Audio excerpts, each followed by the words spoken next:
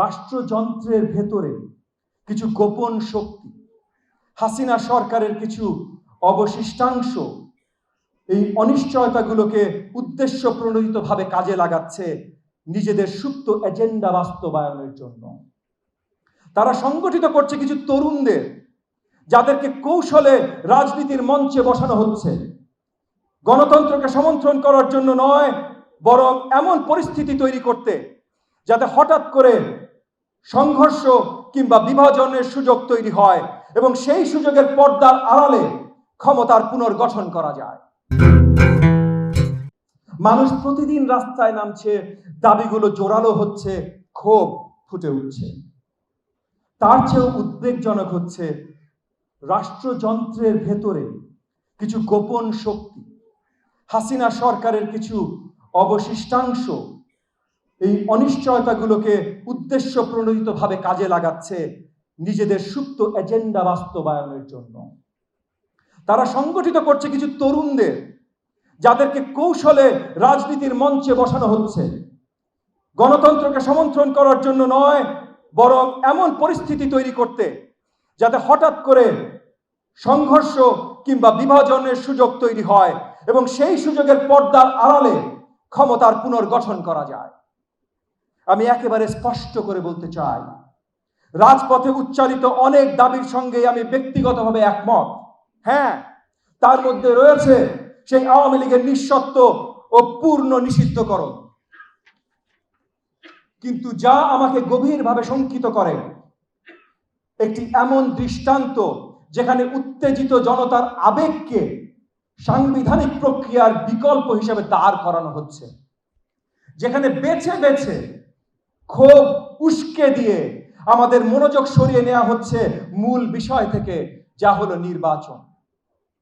বিশেষভাবে উদ্বেগজনক বিষয় হলো একটি নির্দিষ্ট রাজনৈতিক দলকে প্রকাশ্যে সমর্থন ও পৃষ্ঠপোষকতা প্রদান করা হচ্ছে। আজ এই মঞ্চে থেকে ইতিহাসের পাতায় লিপিবদ্ধ করার জন্য আমি স্পষ্ট করে বলতে চাই, জুলাই আন্দোলনের কোনো একক মালিক ছিল না।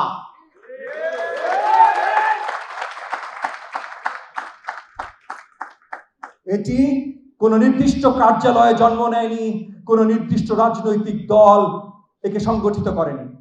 হ্যাঁ, বৈষম্য বিরোধী ছাত্র আন্দোলন ছিল সবচেয়ে দৃশ্যমান দাবিদারদের একটি, কিন্তু তারাও এককভাবে কোনো নির্দিষ্ট রাজনৈতিক দলের প্রতিনিধিত্ব করেন না। বাস্তবে এই আন্দোলনের অনেক কেন্দ্রীয় তরুণ নেতা আজ এই সভাতেই উপস্থিত রয়েছেন। কেউ বিভিন্ন রাজনৈতিক মতাদর্শে যুক্ত, কেউ আবার কোনো দলীয় ছত্রছায়াই নাই। আমরা যা দেখছি তা শুধু ইতিহাস বিকৃতি নয়, বরং এটি একটি সুপরিকল্পিত প্রচারণা, যেখানে অন্যদের এই আন্দোলনের ইতিহাস থেকে মুছে ফেলার চেষ্টা চলছে। এবং এই সব কিছুই ইতিহাসের বিপজ্জনক বিকৃতি, সাজানো প্রতিবাদের বিশৃঙ্খল মঞ্চ। সবই ব্যবহার করা হচ্ছে আমাদের জুলাই মাসের ঐক্যবদ্ধ প্রধান দাবিকে বিলম্বিত ও বিভ্রান্ত করার জন্য। সেই দাবি ছিল স্পষ্ট, একটি প্রকৃত নির্বাচন, একটি জনগণের সরকার। আমরা যখন নির্বাচনের প্রশ্নে দ্বিধাদ্বন্দ্বে সময় নষ্ট করছি, তখন অন্য বিপজ্জনক ইস্যুগুলো মাথাচাড়া দিয়ে উঠছে।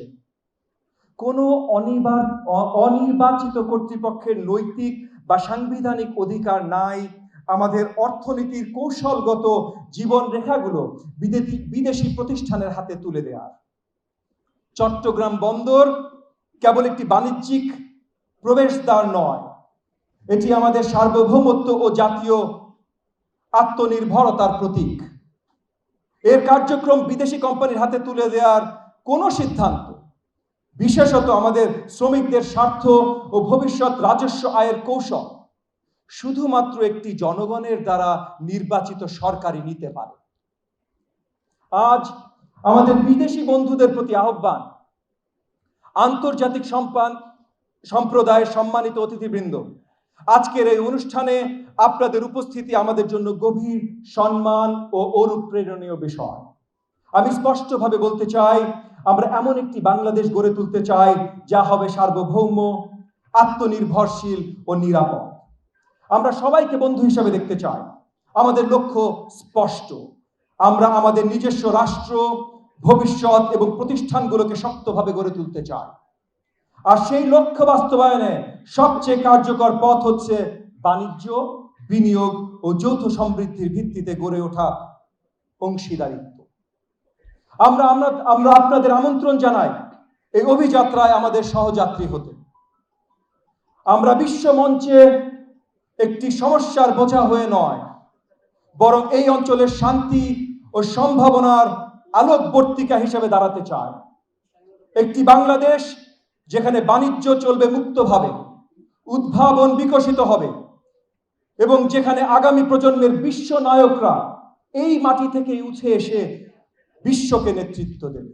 এই স্বপ্ন পূরণের পথে আমরা আমাদের আন্তর্জাতিক অংশীদারদের কাছে একটি বিনীত অনুরোধ জানাই, আমাদের পাশে দাঁড়ান, আমাদের উৎসাহ দিন, আমাদের মধ্যে বিনিয়োগ করুন। আমার প্রিয় ভাই ও বোনেরা, এই ইতিহাসের সন্ধিক্ষণে দাঁড়িয়ে আসুন আমরা এক মুহূর্তে স্মরণ করি, আমরা এত দূর এসেছি মাথা নত করার জন্য নয়। আমরা এত ত্যাগ স্বীকার করেছি ভুলে যাবার জন্য নয়।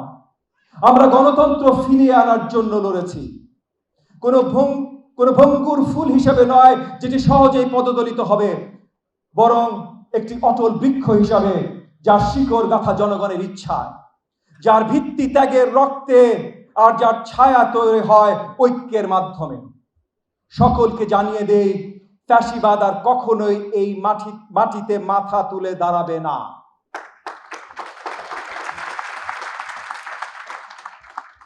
আর কখনোই কোনো স্বৈরাচার এই দেশের আত্মাকে ছিনিয়ে নিতে পারবে না। তাই আসুন আমরা একসাথে সামনে এগিয়ে যাই, দৃঢ় প্রতিজ্ঞা নিয়ে, হৃদয় আগুন জ্বালিয়ে। বাংলাদেশ জনগণের, কেবল জনগণের। তার পৃথিবী যেন আমাদের স্পষ্টভাবে শুনে, বাংলাদেশ এখন যা চায় তা হলো একটি স্পষ্ট আপসহীন নির্বাচনের রোডম্যাপ। যদি তা দেয়া না হয়, আমরা তা আদায় করে নেব, শান্তিপূর্ণভাবে যদি সম্ভব হয়, প্রয়োজনে আন্দোলনের মাধ্যমে। এবারের অঙ্গীকার নির্বাচিত সরকার, এবারের অঙ্গীকার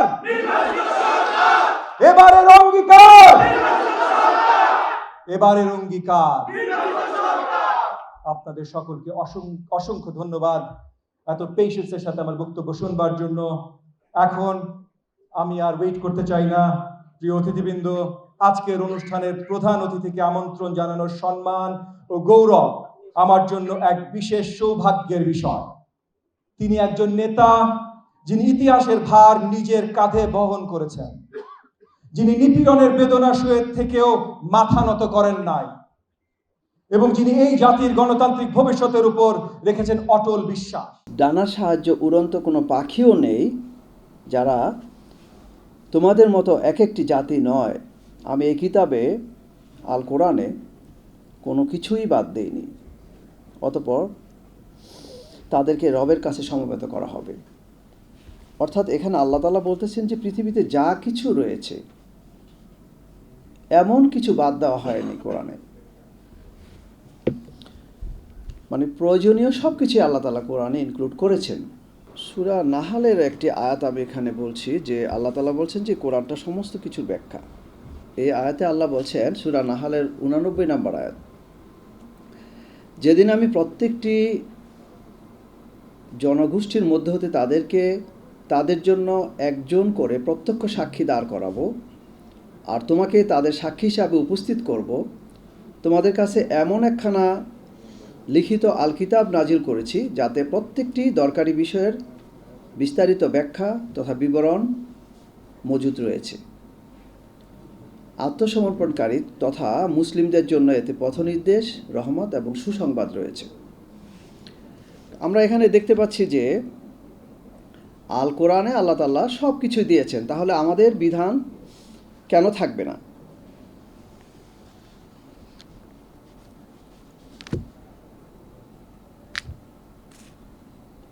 একই সূরার 90 নম্বর আয়াতেও আল্লাহ তাআলা বলেছেন,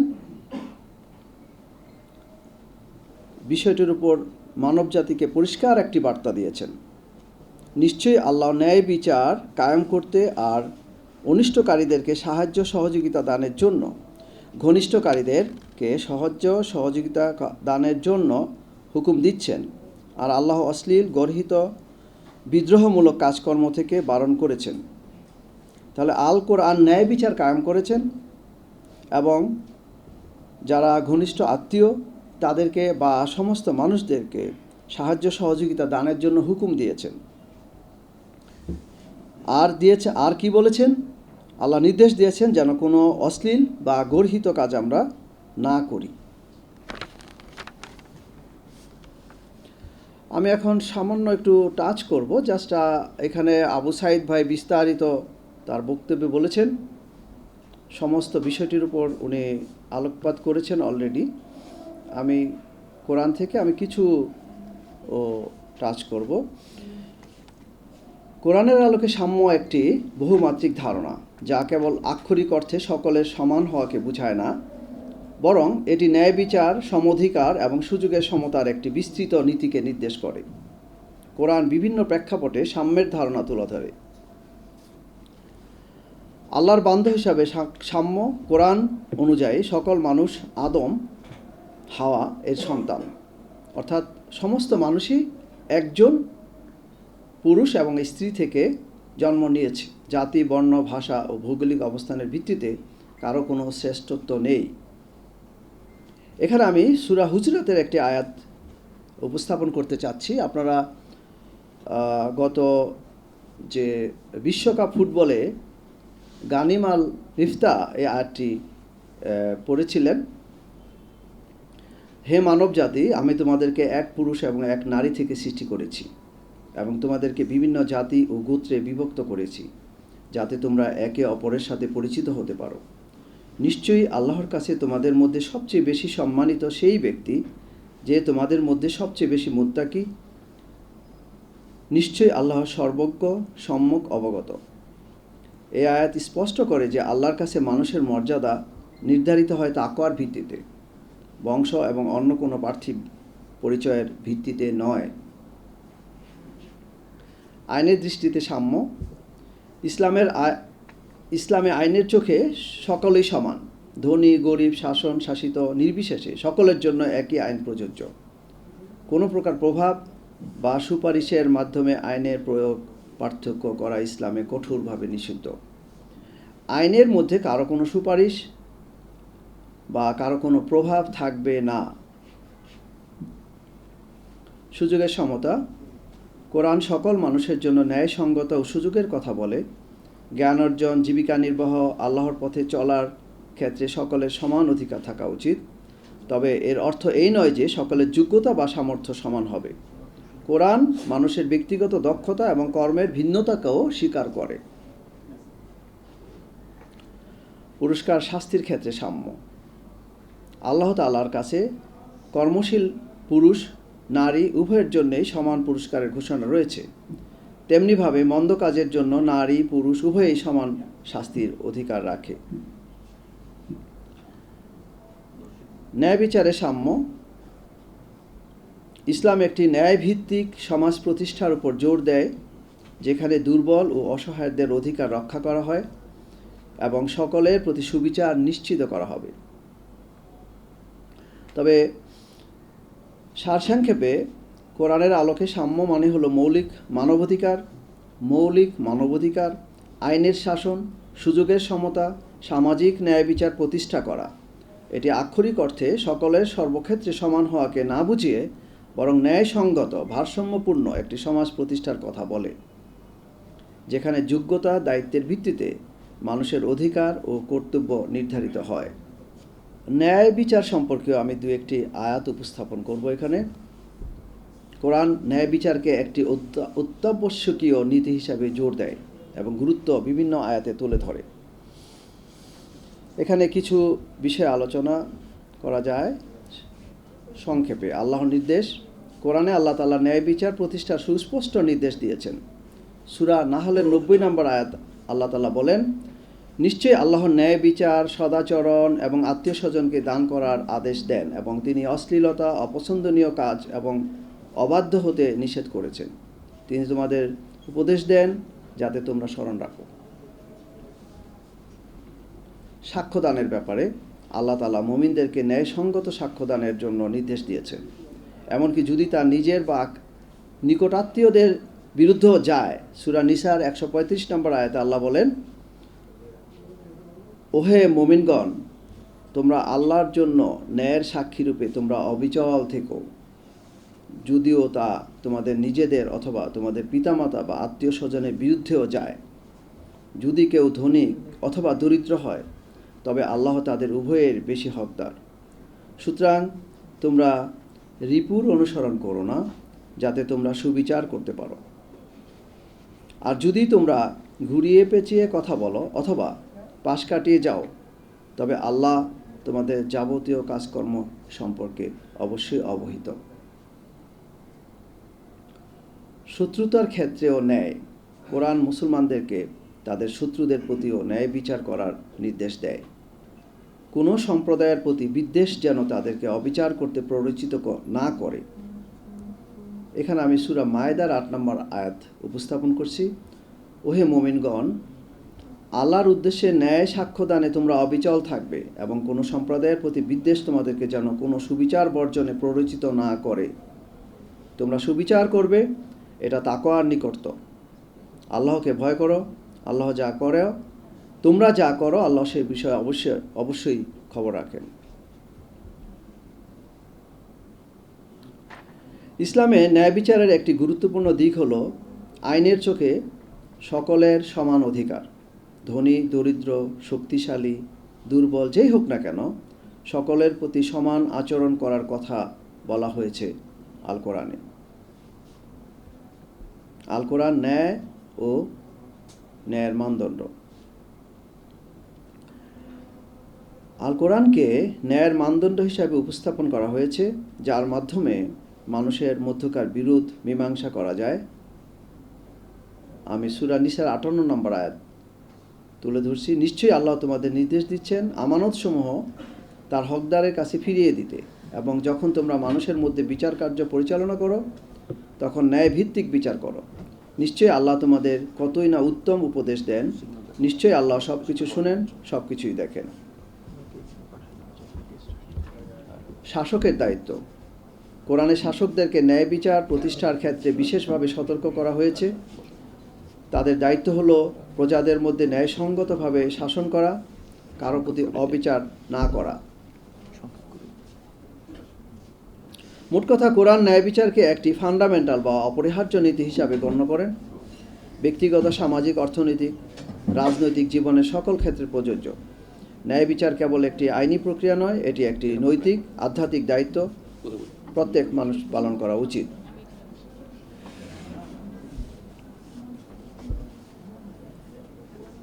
কোরআন মানব মর্যাদাকে অত্যন্ত উচ্চ স্থান দিয়েছেন। বিভিন্ন আয়াতে গুরুত্ব তুলে ধরেছেন। এক্ষেত্রে আমরা একটি আয়াত উপস্থাপন করতে পারি। সূরা বনী ইসরাঈল 17 নম্বর সূরা 70 নম্বর আয়াতে আল্লাহ বলেন, যার আমি তো আদম সন্তানকে সম্মানিত করেছি এবং তাদেরকে জলস্থলে চলাচলের বাহন দিয়েছি, তাদেরকে উত্তম জীবন উপকরণ দিয়েছি এবং তাদেরকে অনেক সৃষ্ট বস্তুর উপর শ্রেষ্ঠত্ব দিয়েছি। এখানে লক্ষণীয় বিষয় যে আদম সন্তান বলতে আমরা সমস্ত মানুষকে বুঝি। হিন্দু, মুসলিম, বৌদ্ধ, খ্রিস্টান সবাইকে আল্লাহ তাআলা কিন্তু সম্মান দিয়েছেন, আল্লাহ সম্মান দিয়েছেন।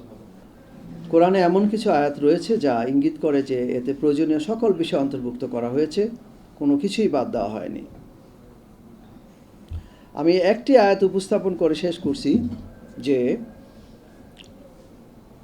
আল্লাহ কোরআনে সাম্যের কথা কিভাবে বলেছেন। যে আল্লাহ বলেছেন যে হিন্দু, মুসলিম, বৌদ্ধ, খ্রিস্টান, ইহুদি, নাসারা যেই ভালো কাজ করবে, সৎকর্ম করবে এবং আল্লাহর প্রতি বিশ্বাস করবে, তাকে আল্লাহ তাআলা পুরস্কৃত করবেন। সূরা বাকারার এই 62 নম্বর আয়াত উপস্থাপন করে আমার বক্তব্য এখানে শেষ করছি। সালামুন আলাইকুম।